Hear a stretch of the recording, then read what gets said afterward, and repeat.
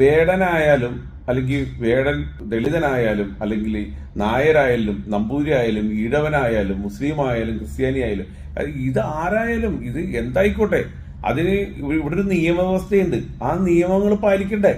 ഇപ്പൊ പലരും പറയാണ് വലിയ വലിയ ആളുകൾക്കൊന്നും അങ്ങനെ. ശരിയാണ്, വലിയ വലിയ ആളുകൾക്ക് പലർക്കൊന്നും ഇതില്ല. അതൊക്കെ നിയമത്തിന്റെ ഇതിനകത്തുണ്ട്. അതിനകത്ത് കൂടുതലും സമ്പന്നർക്കാണ് കൂടുതലും, അല്ലാണ്ട് സവർണരെന്നൊന്നും അല്ലെങ്കിൽ ദളിതനും നമ്പൂരിയും നായരും ഈഴവനൊന്നുമല്ല. പണമുള്ളവൻ പണമില്ലാത്തവൻ, ആ രീതിയിലൊക്കെയാണ് നിയമവ്യവസ്ഥയിൽ വ്യത്യാസം അല്ലെങ്കിൽ മറ്റുള്ള പ്രിവിലേജ് ഒക്കെ കിട്ടുന്നത്. അത് വേറൊരു കാര്യം. വേടനെ സംബന്ധിച്ച് വേടനെ നല്ല ഇതുള്ള ഒരാളാണ്, പോപ്പുലേഷൻ ഉള്ളതും നല്ല സമ്പത്തുള്ള ഒരാളാണ്.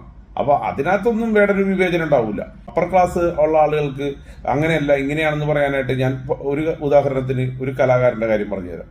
അതായത് സഞ്ജയ് ദത്ത് എന്ന് പറഞ്ഞ ഒരു സിനിമാ നടൻ, ഹിന്ദി സിനിമാ നടനാണ്. ആ സിനിമാ നടൻ AK-47 തോക്ക് കൈവശം വെച്ചതിന് 5 വർഷം തടവ് കിട്ടി, ജയിലിൽ കിടക്കേണ്ടി വന്ന്. അപ്പൊ അങ്ങനെയൊക്കെ ശിക്ഷിക്കപ്പെട്ടിട്ടുണ്ട്.